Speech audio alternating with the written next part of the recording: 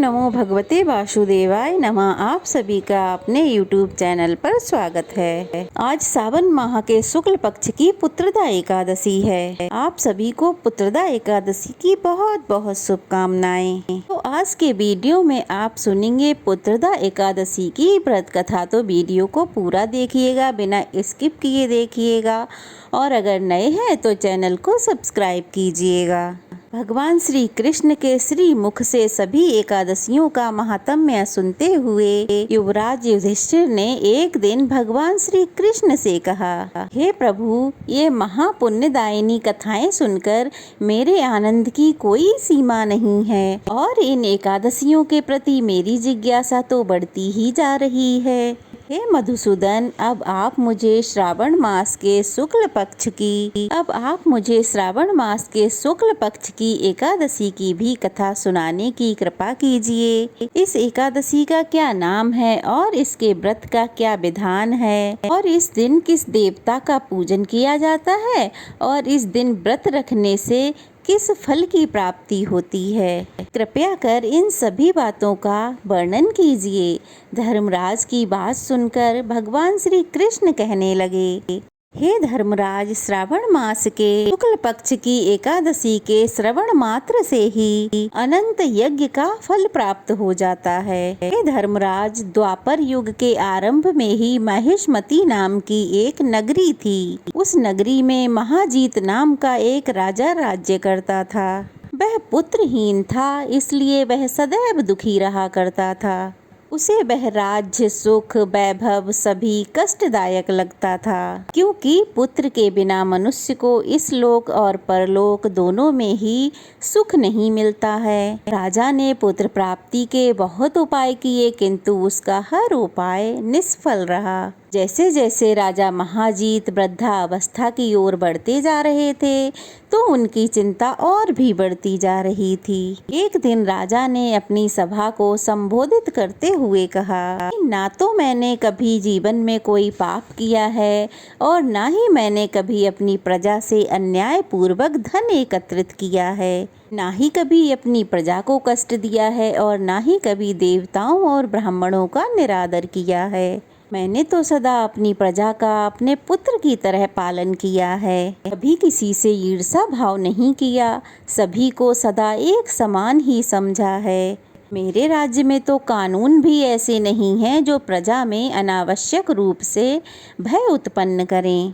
इस प्रकार धर्मयुक्त राज्य करने पर भी मैं इस समय बहुत कष्ट पा रहा हूँ। इसका क्या कारण है? मेरी समझ में तो कुछ नहीं आ रहा। आप सभी इस पर विचार कीजिए कि इसका क्या कारण हो सकता है, और क्या इस जीवन में मैं इस कष्ट से मुक्ति पा सकूंगा। राजा के इस कष्ट के निवारण के लिए उनके मंत्री आदि वन को गए, ताकि वहां जाकर किसी ऋषि मुनि को उनका कष्ट बताकर उसका कोई निवारण का उपाय पूछ सकें। वन में जाकर उन्होंने श्रेष्ठ मुनियों के दर्शन किए। उस वन में वयोवृद्ध और धर्म के ज्ञाता महर्षि लोमस भी रहते थे। ये सभी लोग महर्षि लोमस के पास गए। महर्षि लोमस को उन सभी ने दंडवत प्रणाम किया और उनके पास जाकर बैठ गए। महर्षि के दर्शन पाकर उन सभी को बड़ी प्रसन्नता हुई, और सब ने महर्षि लोमस से प्रार्थना की कि हे देव, हम सब बहुत सौभाग्यशाली हैं जो आपके दर्शनों का सौभाग्य हमें प्राप्त हुआ। मंत्री की बात सुनकर महर्षि लोमस कहने लगे कि हे मंत्री वर, आप लोगों की विनम्रता और सद्व्यवहार से मैं अत्यंत प्रसन्न हूँ। आप मुझसे अपने यहाँ आने का कारण बताइए। मैं अपनी सामर्थ्य के अनुसार अवश्य ही उपाय करूँगा, क्योंकि हमारा शरीर ही परोपकार के लिए बना है। लोमस ऋषि के ऐसे वचन सुनकर मंत्रीगण कहने लगे, हे ऋषिवर, आप हमारी सभी बातों को जानने में ब्रह्मा जी से भी ज्यादा समर्थ हैं, इसीलिए आप हमारे संदेह को दूर कीजिए कीजिए। महेशमती नाम की नगरी के हमारे महाराज बड़े ही धर्मात्मा हैं और प्रजा पालक हैं। वह प्रजा का पुत्र की तरह धर्मानुसार पालन करते हैं, किंतु फिर भी वे पुत्रहीन हैं। हे महामुने, इससे हमारे राजा अत्यंत दुखी रहते हैं। हम लोग उनकी प्रजा हैं, हम लोग भी उनके दुख से बहुत दुखी हो रहे हैं, क्योंकि प्रजा का यह कर्तव्य है कि राजा के सुख में सुख माने और दुख में दुख माने। हमें उनके पुत्रहीन होने का अभी तक कोई कारण पता नहीं चल सका। इसीलिए हे मुनिवर, हम आपके पास आए हैं और अब आपका दर्शन करके हमें पूर्ण विश्वास हो गया है कि हमारा दुख अवश्य ही दूर हो जाएगा, क्योंकि महान पुरुषों के दर्शन मात्र से ही प्रत्येक कार्य की सिद्धि हो जाती है। इसलिए अब आप हमें ये बताने की कृपा कीजिए कि किस विधान से हमारे महाराज पुत्रवान हो सकते हैं। हे ऋषिवर, यह आपका हम पर और हमारे राज्य की प्रजा पर बहुत बड़ा उपकार होगा। ऐसी करुण प्रार्थना सुनकर लोमस ऋषि नेत्र बंद करके राजा के पूर्व जन्मों पर विचार करने लगे। कुछ क्षणों के बाद उन्होंने विचार करके कहा कि हे भद्रजनों, आपके राजा का इस जन्म में पुत्रहीन होना उनके पूर्व जन्म के पापों का ही कारण है। आपका राजा पिछले जन्म में अत्यंत उद्दंड था और बहुत बुरे कर्म किया करता था।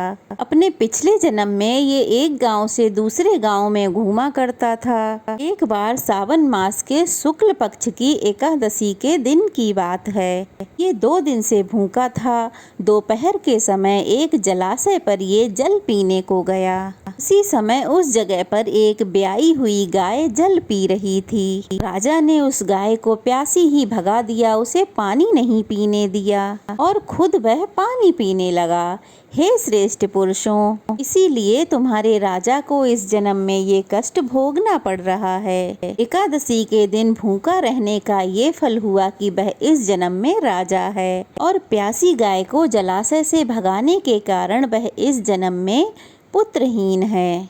यह जानकर सभी मंत्रीगण प्रार्थना करने लगे कि हे ऋषि श्रेष्ठ, शास्त्रों में तो ऐसा लिखा है कि पुण्य से पाप नष्ट हो जाते हैं, अतः कृपा करके आप हमें कोई ऐसा उपाय बताइए जिससे हमारे राजा के पूर्व जन्म के पाप नष्ट हो जाएं और उन्हें पुत्र रत्न की प्राप्ति हो। मंत्रीगणों की बात सुनकर लोमस ऋषि कहने लगे, हे मंत्रीजनों, यदि तुम सब सावन मास के शुक्ल पक्ष की पुत्रदा एकादशी का व्रत और रात्रि जागरण करो और उस व्रत का फल राजा को दान कर दो, तो तुम्हारे राजा के यहाँ पुत्र रत्न अवश्य ही उत्पन्न होगा।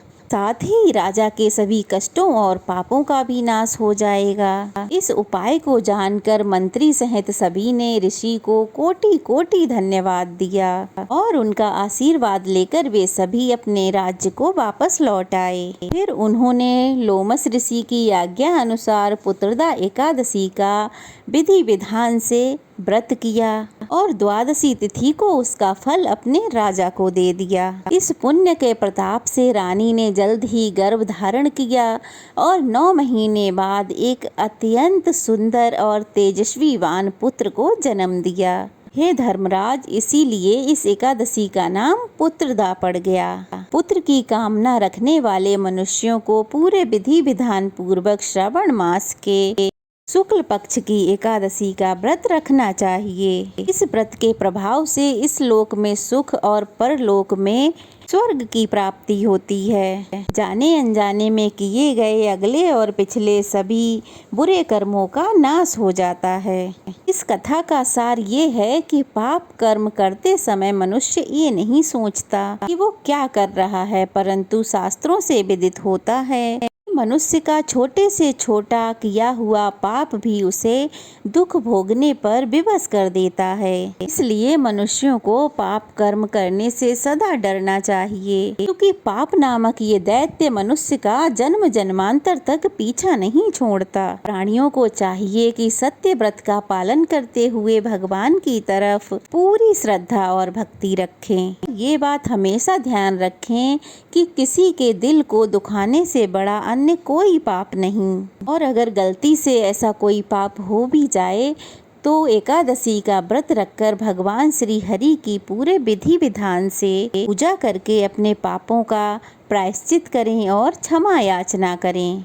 अगर एकादशी का व्रत आप रखते हैं तो भगवान श्री हरि आपके आने वाले पीछे के सभी पापों को क्षमा कर देते हैं।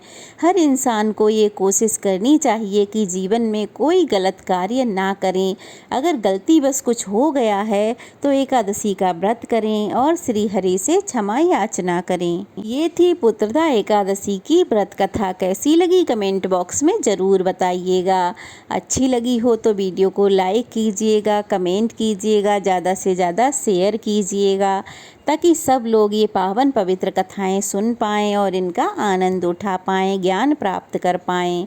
तो चलिए फिर मिलते हैं, तब तक के लिए जय श्री हरि विष्णु। भगवान श्री हरि की कृपा सदा सर्वदा यूं ही हम सब पर बनी रहे। अगर आप चैनल पर नए हैं तो प्लीज़ चैनल को सब्सक्राइब करना बिल्कुल मत भूलिएगा। जय श्री हरि।